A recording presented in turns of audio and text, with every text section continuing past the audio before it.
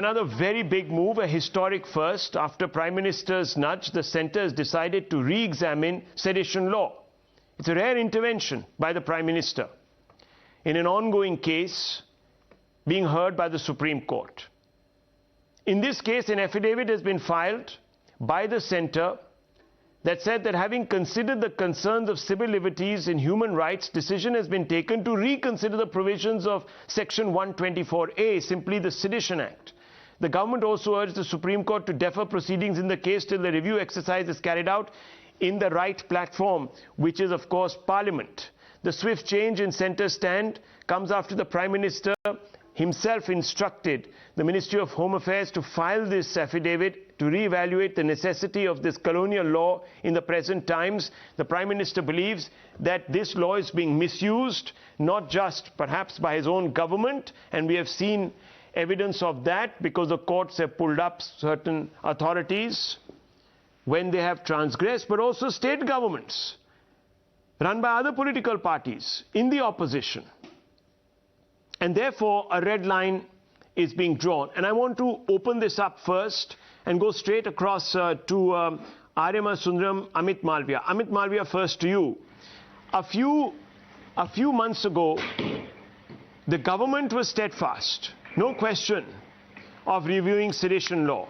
Why this sudden about-face? Is it because the government has been facing a lot of criticism internationally from a group of human rights activists that have suggested that there is more than a tinge of fascism about the manner in which the NDA has been behaving in the country? Is that the reason why you have suddenly decided to do the U-turn, or is there something more substantive? Well, Rahul, if you've been following this government, you would know that reacting to international propaganda or motivated campaigns is the last thing we do. And of course, it has nothing to do with any of what you said. But the fact remains that Prime Minister Modi, on different occasions, has spoken about civil liberties and rights. And it is in that vein that the Government of India's affidavit in the Supreme Court asks for the centre time to review it. Now, what the form of the law will be has to be seen. However, if you look at the history of the use or misuse of the law, so to say, given how vaguely it is worded and how broad it is, it has been used by political parties and other agencies to, at times, silence dissent and target opponents. The recent case being Maharashtra, where the Rana couple have been charged with sedition because they insisted on reciting Hanuman Chalisa on the street outside the Chief Minister's residence. Now, clearly, there could be no national interest involved here, but the language of the law leaves for a lot of room and misinterpretation. So it is quite likely that the provisions of the sedition law might be sharpened, the remit of the act might be regulated so that it is used for the specific purpose that it is meant for. Whether it is intended to do away with it completely is not clear from the affidavit, but what it does make abundantly clear is that the Government of India is going to have a rethink on it. And if you look at the history of it, in 1962, a 5-bench Supreme Court judges jury looked at it and they upheld the law. Of course, times have changed, we as a country have evolved, and it's perhaps time to have laws that are not overbearing as they were in the colonial era, nonetheless sharp, specific, and meet the intended purposes. And I'll just close my argument by making or highlighting the changes that were brought in the UAPA. It has now become a very specific act which is meant to target or to take into account those who are involved in terror-related activities. It serves the intended purpose of going after those who are using terror as a means, but it's not all over the place. Let's stick to sedition. Okay, so you're saying that you're sharpening the law so that it is not open for misuse. Dr. Datta of the TMC joins us. Dr. Riju Datta, the NDA is contemplating what the so-called liberal activist opposition hasn't done till today. And therefore, does this intolerance tag that the opposition wants to pin on the NDA now and this attempt suffer a big blow, setback? Riju Datta. This is a very liberal, this is a very, very liberal, this is a very liberal gesture. Yes, please finish your question. No, I finished. I'm saying this is a very liberal gesture. Okay. Now, I'll be right on point. You know, this sedition law was implemented in 1870 to silence our freedom fighters. Post that, in today's India, the so-called new India, there is no place for a pre-colonial law like this. Now, let me give some facts and figures to the BJP representative here, that in the BJP regime, the cases booked under the sedition law, section 124A, rose by 160%, where the rate of conviction is only 3%. Which means that BJP has been constantly misusing this law to silence the opposition and the critics. I can love my country, I can be a patriot, but I can also at the same time vehemently criticize my government. That is called dissent, that is called democracy, that does not mean sedition. If you see the people who are booked under sedition are journalists, are authors, are academics, are opposition political parties. Now my question is this: if you think that the unity of India is so fragile that after Riju Datta, that's all now water under the TMC spokesperson Dr. Datta. You see, don't give us the history. Let me also give you statistics. Between 2014 and 2019, 326 cases have been filed. There have been 6 convictions. You're very right. Very, very bad record.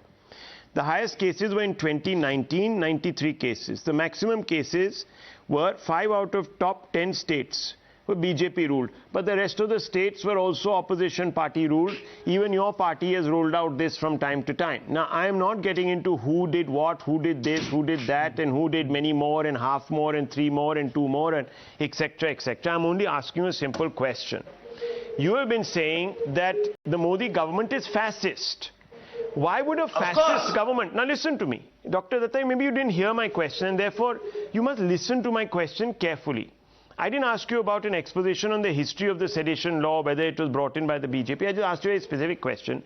Why would a fascist government be providing oxygen to dissent by now looking to re-examine, water down the draconian sedition law? It doesn't make sense. Where does the ruling government is doing that? The Supreme Court has intervened in the matter, and the Solicitor General goes and takes extra time on behalf of the government.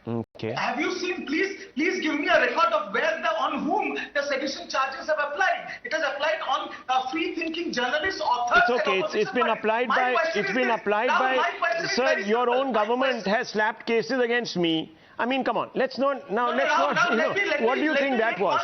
What do you think that was? Anyhow, I don't want to get into this and personalize it. You know, there is a Rajasthan government that has carted away, Rajasthan government that has carted away a journalist just today or yesterday. So let's not, let's not make this about parties.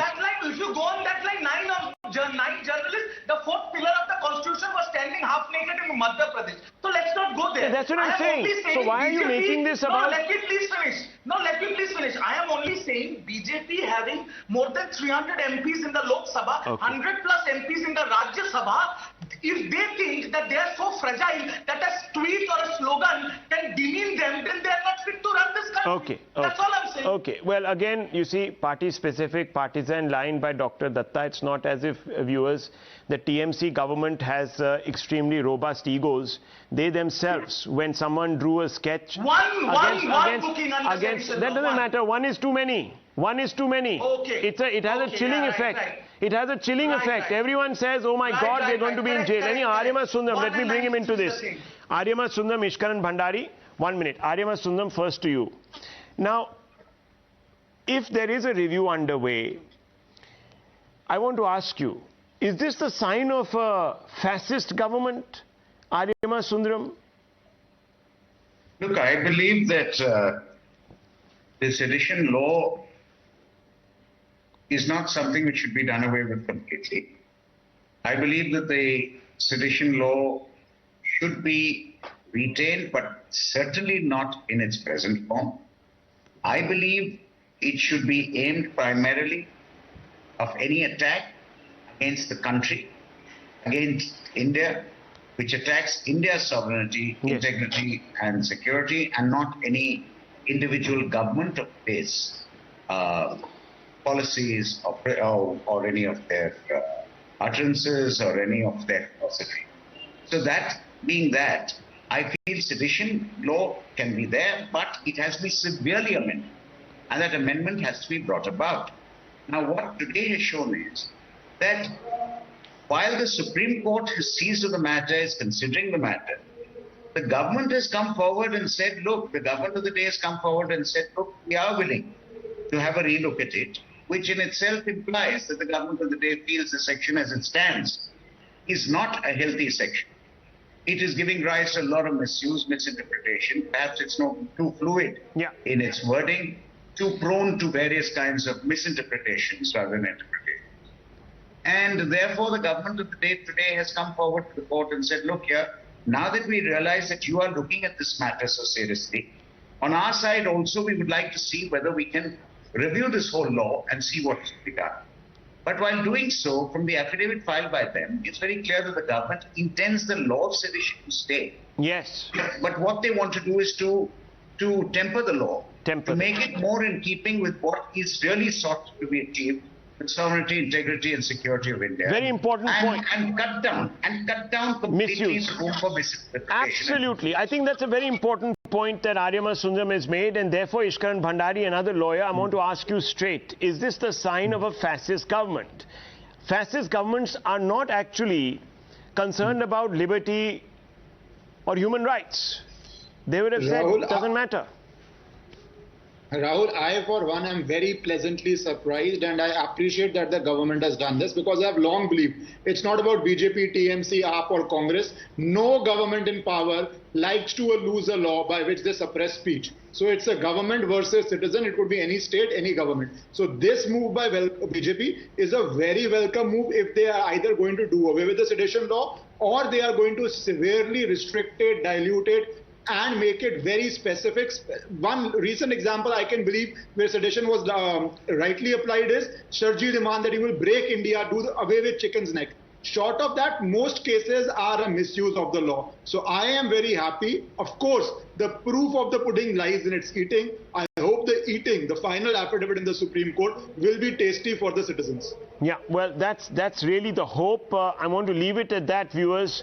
We'll be right back. The situation in Sri Lanka bubbling over, very serious. We'll come right back to that.